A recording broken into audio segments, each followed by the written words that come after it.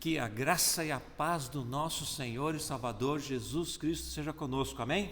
Amém. Amém, glória a Deus, maravilha. Podemos hoje, aqui, celebrar e dar as boas-vindas ao Senhor Jesus. Dar as boas-vindas ao Senhor, não somente ao Senhor aqui no nosso meio, mas dar as boas-vindas ao Senhor na nossa vida. Receber Jesus Cristo, nesse domingo de Ramos, como é conhecido aqui. Vamos ler o texto de Marcos, capítulo 11. Nós vamos ler o versículo 1 a 11. O Evangelho de Marcos, então, capítulo 11, versículos 1 a 11.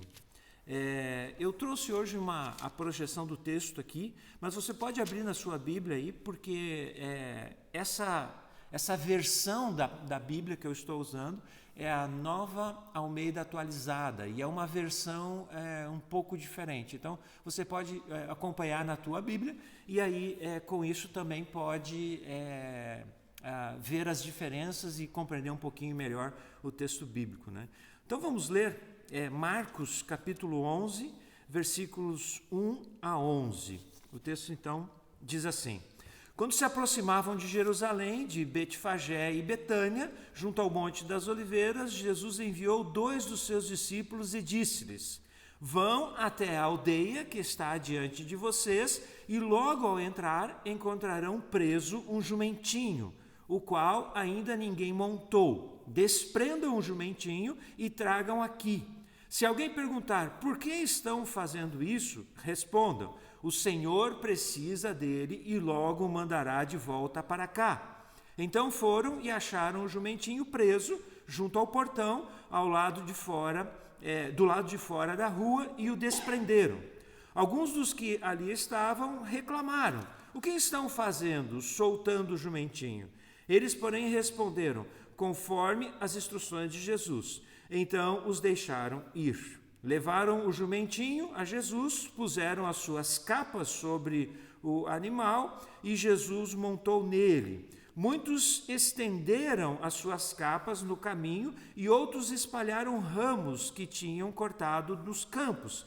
Tanto os que iam adiante dele como os que o seguiam clamavam: Hosana, bendito o que vem em nome do Senhor. Bendito o rei que vem, o reino de Davi, nosso pai. Hosana nas maiores alturas. E Jesus entrou em Jerusalém, no templo, e tendo observado tudo, como já era tarde, saiu para Betânia com os 11. Amém? Esse texto bíblico aqui, então, ele narra, aquilo que é falado hoje, que é comentado hoje, que é o Domingo de Ramos, O Domingo de Ramos nada mais é do que o dia que se comemora a entrada triunfal de Jesus em Jerusalém, conforme nós lemos aqui nessa narrativa. E é justamente este dia que marca a semana que o Senhor iria morrer na cruz, na sexta pela manhã. Então veja só, o domingo que Jesus entrou em Jerusalém é sua última semana. E de domingo a sexta-feira nós temos 5 dias aqui. Na sexta-feira, Jesus Cristo seria crucificado e morreria por volta das 3 horas da tarde. E então ele tinha aqui 5 dias de vida. E ele tinha noção disso. Ele tinha percepção clara disso, de que ele tinha apenas 5 dias de vida. O que você faria se soubesse que teria só mais 5 dias de vida? Ai, não me fala uma coisa dessa, mas vamos pensar do ponto de vista cristão, Porque se nós partirmos desse mundo, nós estaremos com o Senhor. E se estaremos com o Senhor, estaremos melhor do que o que estamos hoje aqui agora, Então, o que você faria se soubesse que teria apenas mais 5 dias de vida? Será que tudo aquilo que nós já fizemos até agora na nossa vida traria para nós um sentimento de realização? Nós nos sentiríamos realizados com aquilo que nós estamos fazendo da nossa vida ou que temos feito até então, mesmo sendo os seus últimos dias de vida, Jesus tinha um grande projeto pela frente. Mesmo sabendo que lhe restava apenas 5 dias, ele sabia que esses 5 dias envolveriam o maior acontecimento da história, o maior acontecimento da história da humanidade. Que acontecimento é esse? A redenção daqueles que seriam o seu povo, o povo eleito, conforme nós cantamos hoje aqui, né? Então Jesus morreria na cruz do Calvário e ressuscitaria ao 3º dia e marcaria então a história da humanidade para sempre. A história foi marcada ali, né? Antes de Cristo e depois de Cristo. Até mesmo países que se dizem ateus seguem hoje esse padrão estabelecido pelo Senhor Jesus. O mundo jamais foi o mesmo depois que Jesus Cristo veio e habitou aqui nesse lugar. E ele estava indo ali, ele estava entrando em Jerusalém para cumprir esse propósito de Deus. É interessante que Lucas capítulo 9, né, no versículo 51, diz que quando ele estava indo para Jerusalém, o texto bíblico diz que Jesus manifestou no semblante dele a firme resolução de ir para Jerusalém. Jesus estava decidido a ir para Jerusalém. Por quê? Porque ele queria cumprir o propósito de Deus para a sua vida. Ele queria cumprir esse projeto de Deus, do Pai, que o Pai tinha estabelecido para ele, que era a redenção da humanidade. E é interessante que ele toma uma firme decisão de fazer algo que era a vontade do Pai, mesmo que isso lhe custasse, como lhe custou, a própria vida, né? Então Deus tinha um projeto, Deus Pai tinha um projeto para ele naquele momento. E ele queria cumprir esse projeto, mesmo que isso, como aconteceu, viesse a trazer agonia para ele. Como diz o Evangelho de Lucas também, ele ficou tão agoniado quando ele estava no Getsemane, antes de ser preso, que ele suava gotas de sangue, né? Então, a aflição e a ansiedade que ele estava era tremenda. E ele disse para o Pai: Pai, se for possível, faça de mim esse cálice, senão que seja feita a tua vontade. E ele fez a vontade do Pai, né? Ele morreu naquela cruz na sexta-feira. Deus tem um projeto de vida específico para cada um de nós, que não é necessariamente como o do Senhor Jesus, que envolve morrer como ele morreu, né? Muitos de nós temos projetos específicos de Deus para a nossa vida que vão gerar vida, né? Porque Cristo já morreu a nossa morte para que nós tivéssemos a sua vida. Então, a vida de Cristo está em nós. E o projeto que Deus tem para cada um de nós hoje envolve isso, envolve vida, né? Deus tem um projeto específico para cada um dos seus filhos. E a verdadeira sensação de realização pessoal, ela não está ligada às coisas desse mundo. Normalmente a gente pensa que uma pessoa que se sente realizada é uma pessoa que tem um bom emprego, que tem uma boa renda, que tem uma boa casa, que tem bons filhos, né? Que tem bons netos, e que fez coisas boas na vida, então é uma pessoa que se sente realizada. Mas, na verdade, essas coisas trazem para nós um senso de satisfação. Mas o verdadeiro sentimento, a verdadeira sensação de realização, ela vem quando nós descobrimos e cumprimos o propósito que Deus tem para as nossas vidas. O projeto específico que Deus tem para as nossas vidas. Eu me lembro quando nós estávamos lá no Brasil, eu era jovem, e eu percebi que Deus estava me chamando para o ministério pastoral. E eu fui conversar com o pastor da minha igreja e colocar isso, né? E nós então decidimos orar e buscar a direção de um seminário onde nós iríamos estudar, né? Onde eu iria estudar.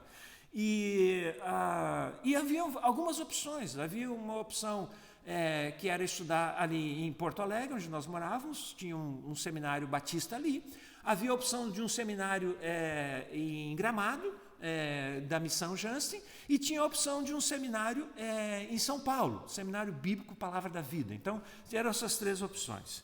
E nós oramos e sentimos a direção de Deus, de que Deus estava, então, nos conduzindo para o Jansen, para esse seminário ali em Gramado, que ficava cerca de 2 horas, fica cerca de 2 horas de distância de Porto Alegre. Isso daria a oportunidade de estudar no seminário e também trabalhar final de semana na igreja. E assim nós fomos, né? E ao escolhermos aquele seminário, ao decidirmos aquilo, me lembro, no dia ali do gabinete, conversando com o meu pastor, ao decidir isso, nós estávamos fazendo uma escolha. Uma escolha que eu olho para trás hoje, eu vejo que essa escolha nos permitiu hoje estarmos aqui. Porque tudo aquilo que se estabeleceu a partir daquele seminário, as conexões que foram sendo estabelecidas, elas se concretizaram na nossa vinda para a Alemanha 30 anos depois. Né? Por que eu digo isso? Porque aquele seminário lá, ele tinha um contexto, né? Ele foi fundado por missionários alemães, que saíram aqui da Alemanha, foram evangelizar lá no Brasil e fundaram o seminário ali, fundaram aquela missão ali em Gramado. E isso começou a criar conexões aqui conosco, não somente no Brasil, mas conexões conosco, porque a igreja que nós congregávamos já era uma igreja de origem alemã. Então, conexões com aqui, né, com a Europa. E depois, então, mais tarde, Deus nos trouxe para cá para pregarmos o Evangelho aqui. Então, eu olho para trás e vejo aquilo que aconteceu há 30 anos atrás, aquela conversa simples lá. Aquela conversa simples lá no gabinete com o meu pastor. Aquilo definiu uma trajetória, definiu um caminho específico, né? Então, Deus tem um projeto específico para cada um de nós. E quando nós encontramos esse projeto, quando nós descobrimos esse projeto, e nós praticamos esse projeto, e nós cumprimos esse projeto, nós então encontramos essa sensação, né, de realização. Eu quero ver com vocês hoje algumas ações que nós podemos tomar que podem nos ajudar a descobrir e também a cumprir o projeto específico projeto de vida específico que Deus tem para nós, né? E a gente pode ver isso aqui na vida de Jesus. Veja que Jesus estava indo, né, para uma coisa difícil, dolorosa, complicada, mas ele estava indo, porque era o projeto que Deus Pai tinha para ele, e ele queria cumprir esse projeto. Eu me lembro quando eu decidi ir para o seminário, e depois quando saí do seminário, fui para o ministério, depois quando nós viemos para Portugal, depois quando nós viemos para a Alemanha, sempre com alegria e satisfação de estar fazendo a vontade de Deus. Mas ali, o que Jesus estava por fazer era algo muito difícil, muito complicado, né, para ele. Um homem e como Deus, né? Ele era totalmente homem e totalmente Deus. Como homem e como Deus, era uma coisa difícil, tanto que ele ficou profundamente angustiado. Mas ele foi e cumpriu. Não importa o sofrimento, não importa a dor, o sentimento que nós venhamos a ter, nós precisamos seguir em frente e para cumprir esse projeto específico que Deus tem para as nossas vidas. Então, a primeira coisa que nós precisamos fazer é consagrar totalmente as nossas vidas a Deus. Nós temos que consagrar as nossas vidas totalmente a Deus. Jesus viveu uma vida consagrada ao propósito e à vontade do Pai. Ele disse que a vinda dele era sempre fazer a vontade do Pai. E é interessante que essa entrada triunfal de Jesus em Jerusalém traz aqui uma ilustração até mesmo dessa consagração, né? O versículo 2 aqui diz que ele entrou montado num jumentinho, o qual ninguém ainda havia montado, né? Ninguém havia montado ainda, né, nesse jumento. E ele entrou montado nesse jumento. O pessoal lá do Nordeste do Brasil tem muito essa questão dos jumentos, né, e tal. E montar num jumento que nunca ninguém montou é um desafio, né? Porque às vezes o animal pode dar uns pinotes, né, e jogar a pessoa para cima. Mas, né, era Jesus que estava ali montado, né? Então tudo foi tranquilo. Essa história me faz lembrar uma vez uma discussão entre alguém que defendia a teologia da prosperidade e aquele que dizia que a teologia da prosperidade é um engano. Você sabe, né? Teologia da prosperidade, que o crente tem que ser rico, né? Tem que ter dinheiro, tem que ter posse, não pode ficar doente, essa coisa toda. Então, teologia da prosperidade. Aí, a pessoa que era contra a teologia da prosperidade, ela disse o seguinte: Jesus não tinha nenhum jumento para entrar em Jerusalém, pegou um jumento emprestado. E aí o que defendia a teologia da prosperidade disse: ele não tinha nenhum jumento, mas o jumento era 0 quilômetro que ele pegou, né? Ninguém tinha montado nele ainda, né? E Jesus então entra aqui, né, com esse jumentinho, né? Então era uma jumenta apropriada para um propósito sagrado, né? A entrada triunfal em Jerusalém. E um projeto sagrado exige uma vida consagrada a Deus. Eu estou falando sobre isso porque uma jumenta que ninguém montou, né, significa uma jumenta consagrada para um projeto específico, né? Carregar o Rei dos Reis, o Senhor dos Senhores, o Criador dos céus e da terra, aquele que sustenta todas as coisas. Essa jumentinha conduziu Jesus.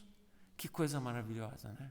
Essa jumentinha que o seu projeto de vida, né, era conduzir Jesus, né, para dentro de Jerusalém.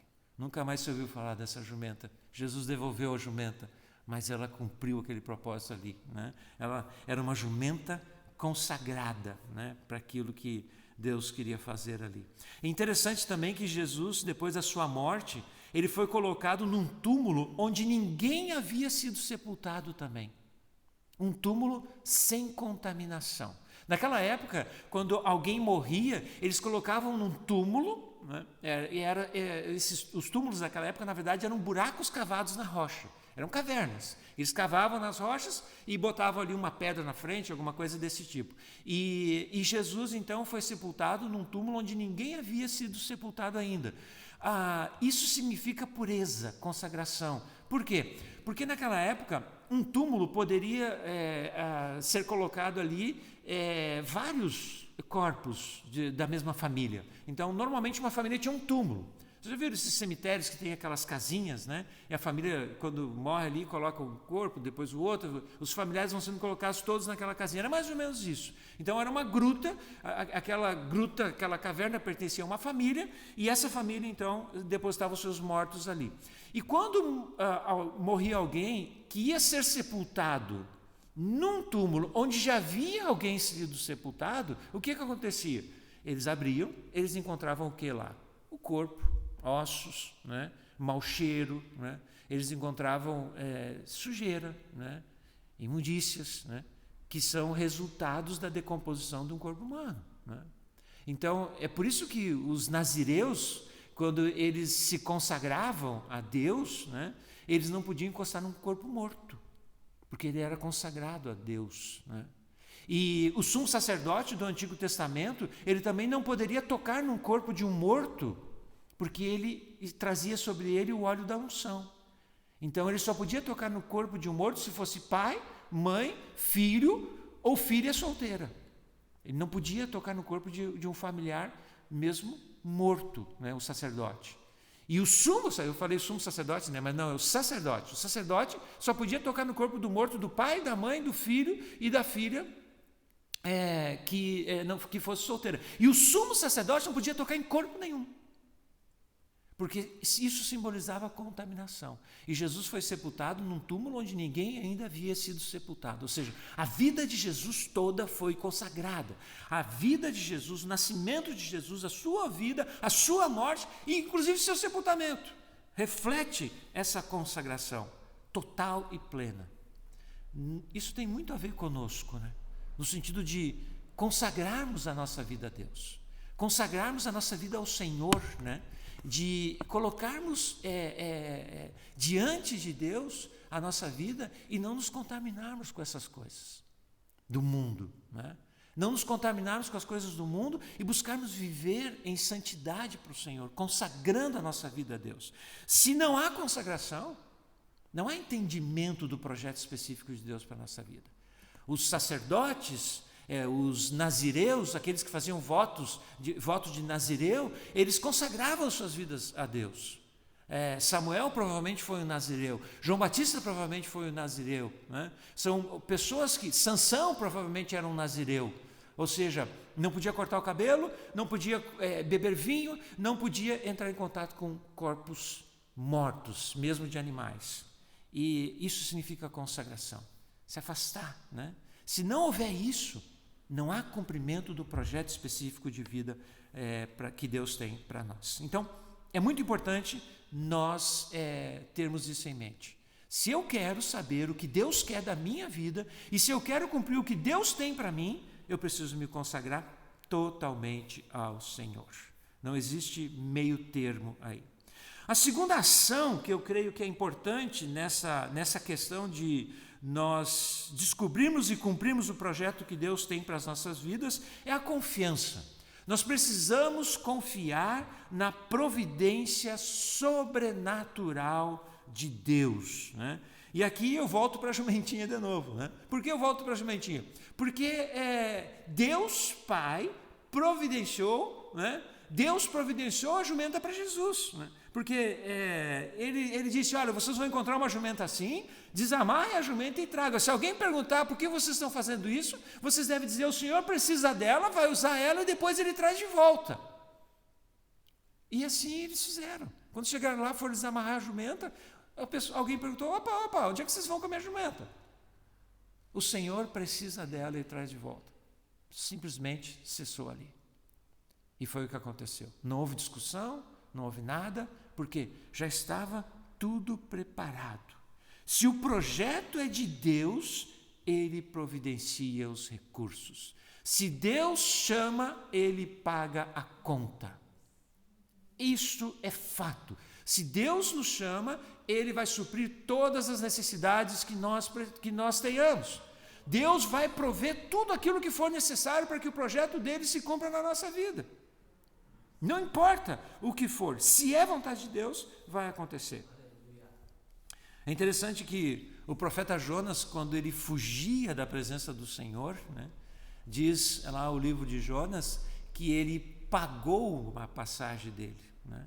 Ele pagou a passagem dele, embarcou naquele barco que depois foi atingido por aquela tempestade e os marinheiros ali do barco acabaram jogando ele na água, ele foi engolido pela baleia, pelo peixe, né?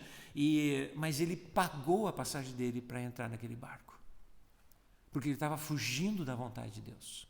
Quando nós fazemos a vontade de Deus, Deus paga a conta. Mas quando nós nos desviamos da vontade de Deus, nós pagamos a conta. E às vezes o preço é bem alto. Então é importante nós confiarmos na providência sobrenatural de Deus para as nossas vidas. Deus supre todas as necessidades. E quando nós falamos aqui em necessidade, geralmente nós pensamos em dinheiro, não é verdade? Pensamos em dinheiro, pensamos em coisas materiais, mas não, nós temos outras necessidades. Nós temos necessidades emocionais, nós temos necessidade de relacionamentos, nós estamos aqui, né? Na Alemanha, e eu acho que, deixa eu ver, todos nós aqui temos familiares lá no Brasil, não é verdade? Todos nós temos familiares no Brasil. E Jesus disse que aquele que deixar, né, pai, mãe, irmãos, né, casa, deixar tudo para trás e vier fazer a vontade dele, ele vai suprir 100 vezes mais, 100 vezes mais. Então nós precisamos confiar nessa provisão de Deus, sejam necessidades emocionais, sejam necessidades espirituais, sejam necessidades de relacionamento, seja o que for, necessidade de conhecimento também, necessidade de sabedoria para colocar em prática o projeto que Deus tem para nós, Ele vai suprir de alguma forma, Ele vai nos dar, porque Ele chama, Ele supre. E nós precisamos confiar. Em terceiro lugar, terceira ação que eu quero destacar aqui, nós precisamos viver dentro das diretrizes da palavra de Deus. Eu preciso me consagrar a Deus, confiar na providência de Deus, mas eu também preciso viver dentro das diretrizes da palavra de Deus. Aqui nesse texto de Marcos capítulo 11, no versículo 7, diz que levaram o jumentinho a Jesus, puseram suas capas sobre o animal e Jesus montou nele. E o que está acontecendo aqui do ponto de vista bíblico? Tá? Vamos olhar aqui da perspectiva da palavra de Deus. O que está acontecendo aqui é o cumprimento de uma profecia.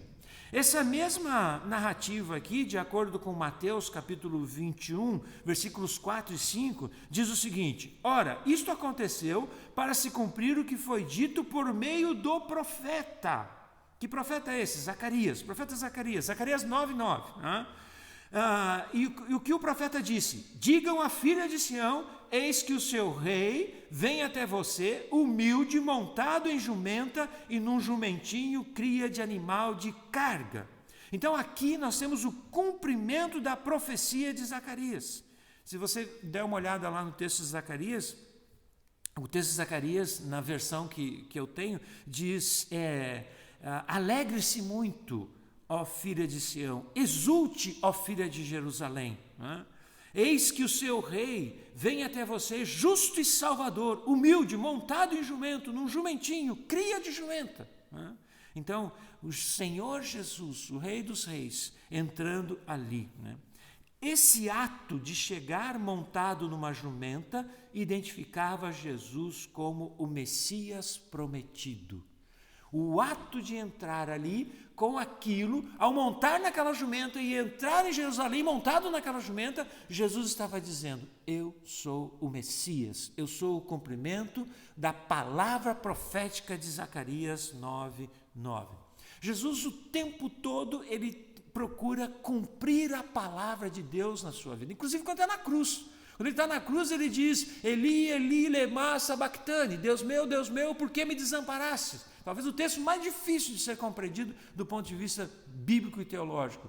Mas o que Jesus estava fazendo ali, uma das explicações ele estava cumprindo a palavra de Deus. Porque essa expressão, Eli, Eli, lema sabachthani, é uma expressão que está lá no Salmo, que fala a respeito do Messias sofredor. Então Jesus estava dizendo: eu sou o Messias sofredor. Mesmo aqui na cruz, ou seja, até na cruz, Jesus estava cumprindo o propósito do Pai para a vida dele. Jesus estava cumprindo o propósito do Pai integralmente em todos os sentidos. Isso tem um significado para nós.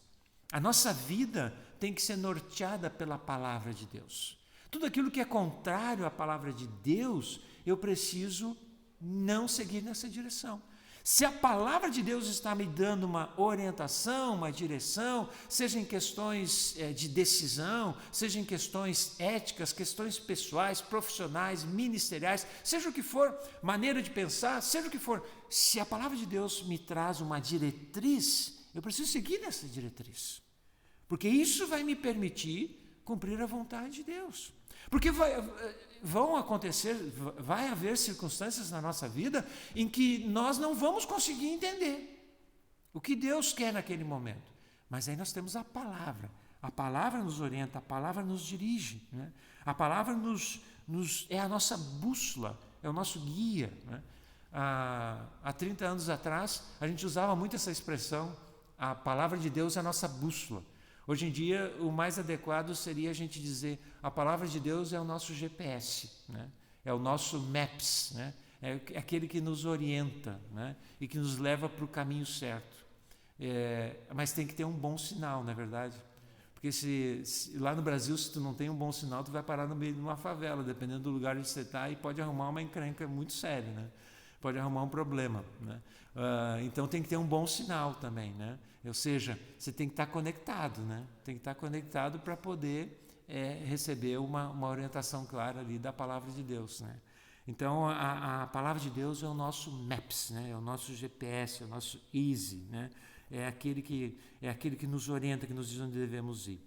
E a última ação que eu quero destacar aqui, que pode nos ajudar a descobrir e cumprir o propósito que Deus tem para a nossa vida, é andar humildemente diante do Senhor. Andar com humildade. Andar com humildade diante das pessoas e diante de Deus. Tá? A multidão, quando Jesus entra montado naquele jumento, a multidão clama dizendo: Hosana, Hosana, como nós cantamos aqui hoje, 3 vezes, né? Hosana, Hosana, Hosana. O que significa isso? Né? não é o nome de uma mulher, tá? Rosana, Rosane, né? Não é isso. Tá? Hosana é uma expressão hebraica que significa salve, tá? Salve, e que se tornou uma exclamação de louvor para os judeus. Então, mais ou menos como os romanos faziam na época de Jesus, quando eles diziam Ave César. Tá? Então eles diziam salve César. Tá? Depois a Igreja Católica adotou essa expressão e usa essa expressão para Maria. Inclusive diz Ave Maria, né? Ou seja, é uma expressão de exaltação. Né?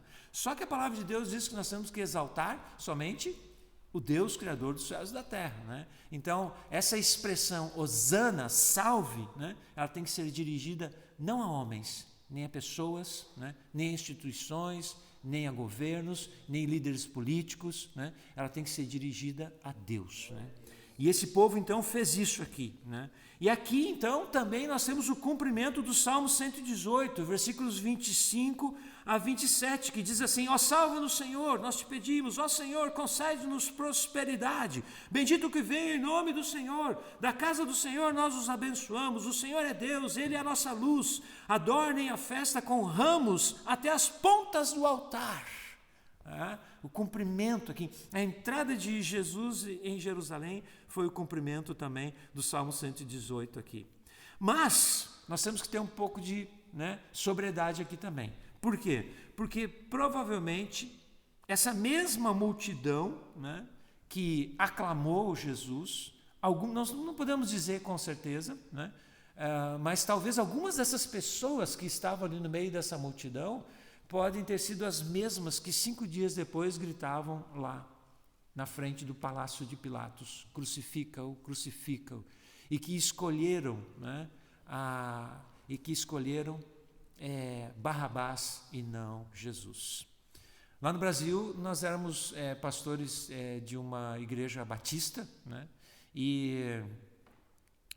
mas como a gente teve contato com a missão Jansen, estudamos no seminário e depois fiz parte da diretoria também dessa missão lá no Brasil, nós tivemos contato com muitas denominações. E é interessante que os batistas, eles gostam de uma democracia. Batista, tudo tem que ser feito pela maioria. Então, aquelas assembleias onde decide as coisas, toma as decisões e tal, assim por diante. A Assembleia de Deus já não é tanto assim. Tem algumas igrejas que têm um perfil diferente. Igrejas, por exemplo, como Brasil para Cristo, igreja quadrangular, a Igreja Assembleia de Deus, tem uma característica diferente. E essas igrejas mais recentes também têm outras características. Mas os batistas e os congregacionais têm isso. Hoje aqui nós estamos pastoreando aqui a igreja aqui hoje é uma igreja evangélica livre. E fica mais ou menos parecido assim como a Assembleia de Deus, ou como a quadrangular. Tem uma estrutura de gerenciamento congregacional, mas muitas coisas não são decididas assim como os batistas, que tem que ser tudo decidido na maioria. Porque os batistas gostam de dizer, nós somos democráticos. Pois é, mas a democracia condenou Jesus e soltou o Barrabás. A democracia fez isso, a maioria do povo ali fez essa escolha. E nós não podemos... O que isso tem a ver conosco? Quando nós estivermos alcançando o propósito de Deus para a nossa vida, nós não podemos nos deixar levar pelo sucesso. O sucesso, às vezes, ele é... Eu falando sucesso aqui, eu não estou falando de fama, dinheiro, essas coisas, não. Falando sucesso é ser bem-sucedido naquilo que nós queremos fazer. Então, nós não podemos deixar que o sucesso suba para a nossa cabeça. Porque as mesmas pessoas que nos elogiam hoje, podem ser as mesmas que vão nos condenar mais adiante. Então, nós temos que ter esse cuidado, manter a sobriedade, manter a humildade diante das pessoas. E aqui a entrada de Jesus montado numa jumentinha, conforme Zacarias 9:9, é justamente isso. O rei, Senhor dos senhores, ele vem humildemente montado numa jumentinha. E eu quero destacar aqui um texto de Provérbios, capítulo 16, versículo 18, que diz: antes da ruína vem a soberba, e o espírito orgulhoso precede a queda. Nós, quando começamos a trilhar o caminho do Senhor, nós temos que cuidar do nosso coração e não deixar que a soberba tome conta do nosso coração. Nós temos que andar com humildade diante de Deus e das pessoas. Eu já vi grandes homens de Deus caírem, tombarem na fé, porque se deixaram levar pelo seu aparente sucesso e acabaram sucumbindo, né?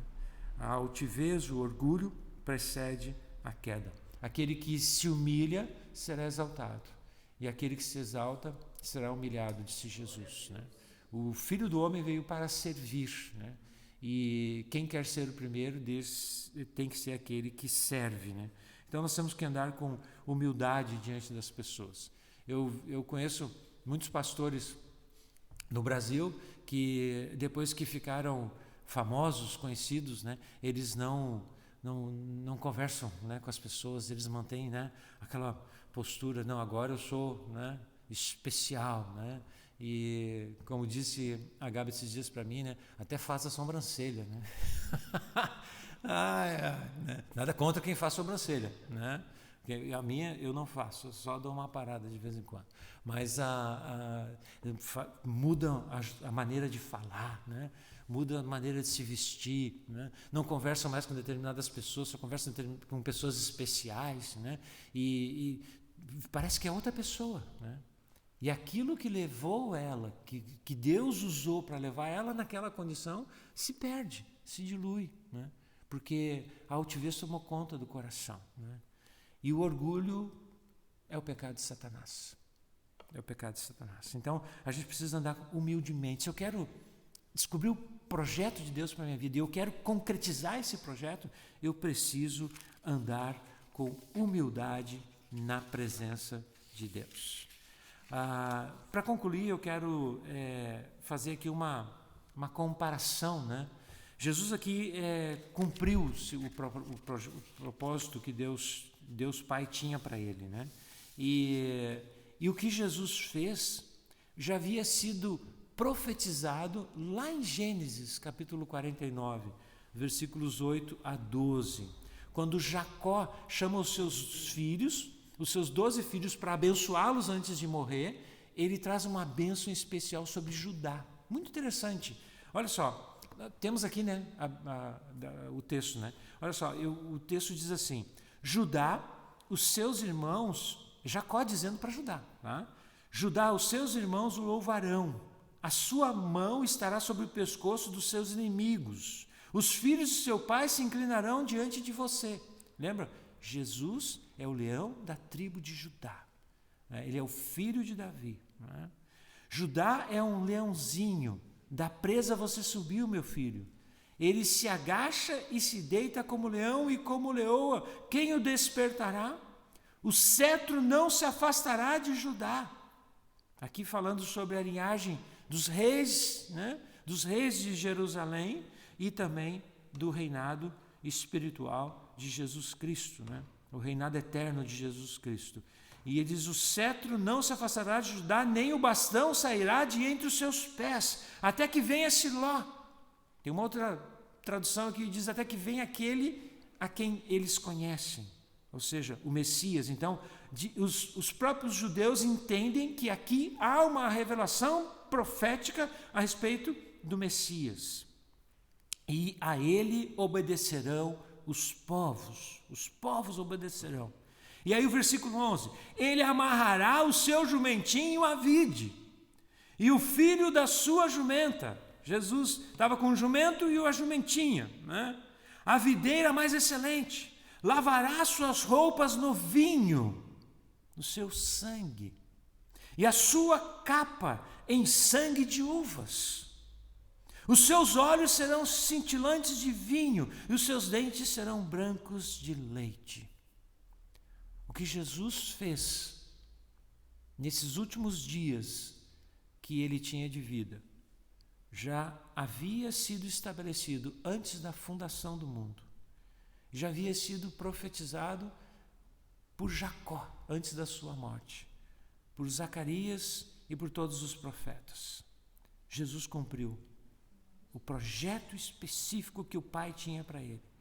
E ele, Jesus, dá a todos nós um projeto específico de vida.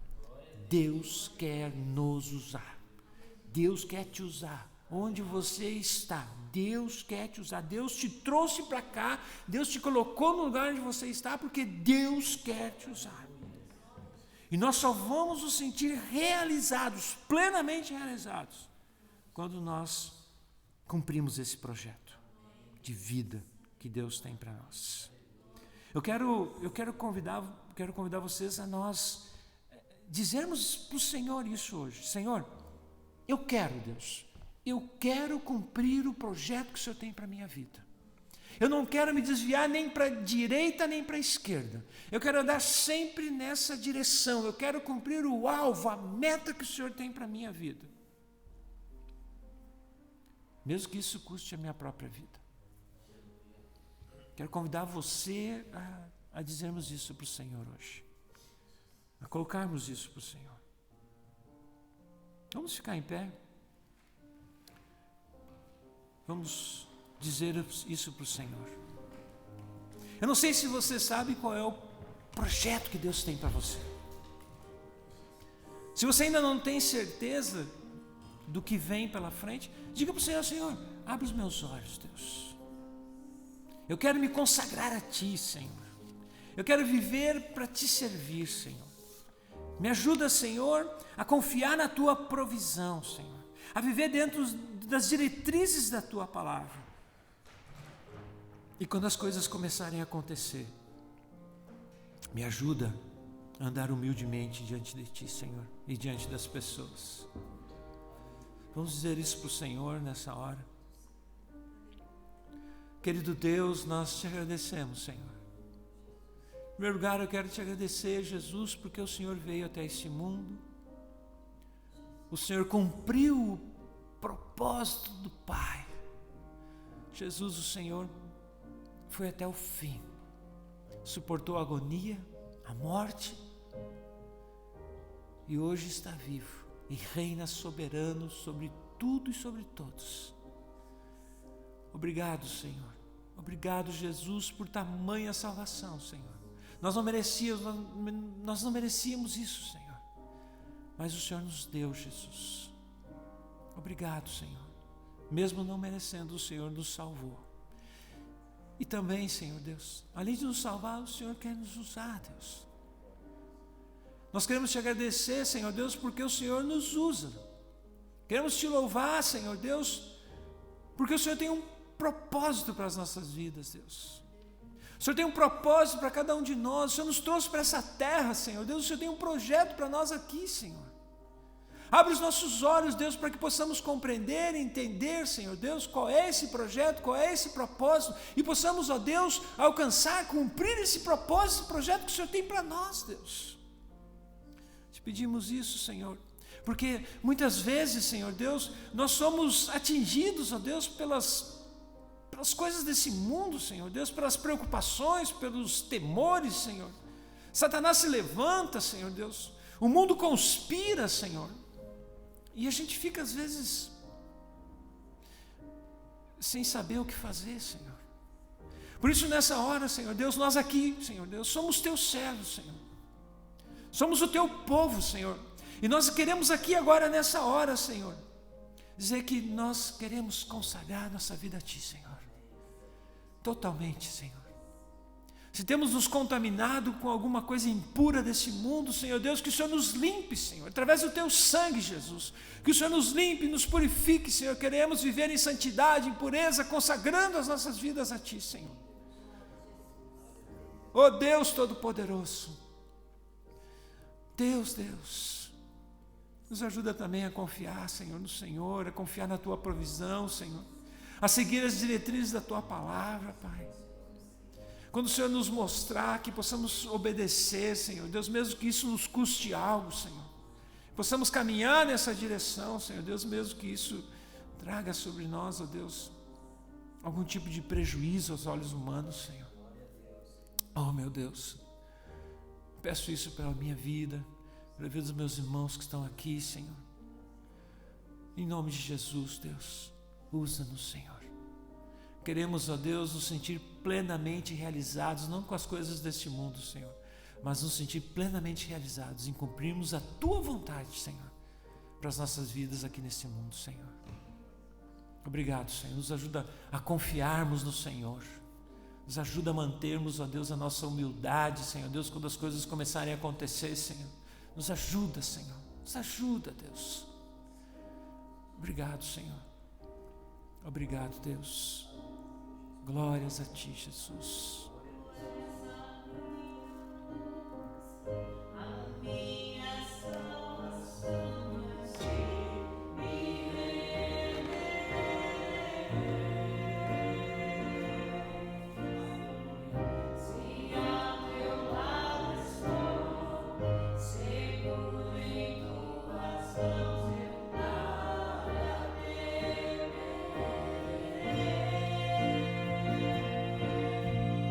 Oh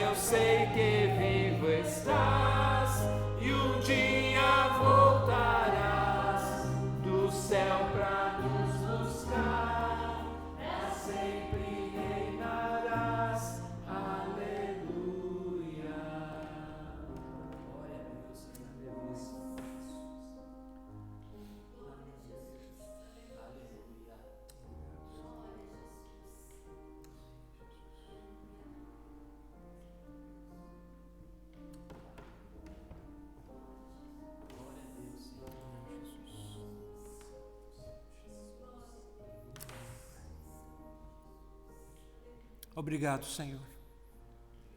Obrigado, Senhor. Depositamos a nossa confiança em Ti, Senhor. Depositamos total confiança no Senhor, Deus. Só em Ti nós confiaremos quando nós cantamos aqui, Senhor. Em frente nós seguiremos, Senhor. Obrigado, Jesus. Muito obrigado. Amém, Jesus. Amém. Amém, meus irmãos. Podemos sentar? Deixa eu desligar aqui para falar uma coisa que eu vou falar agora.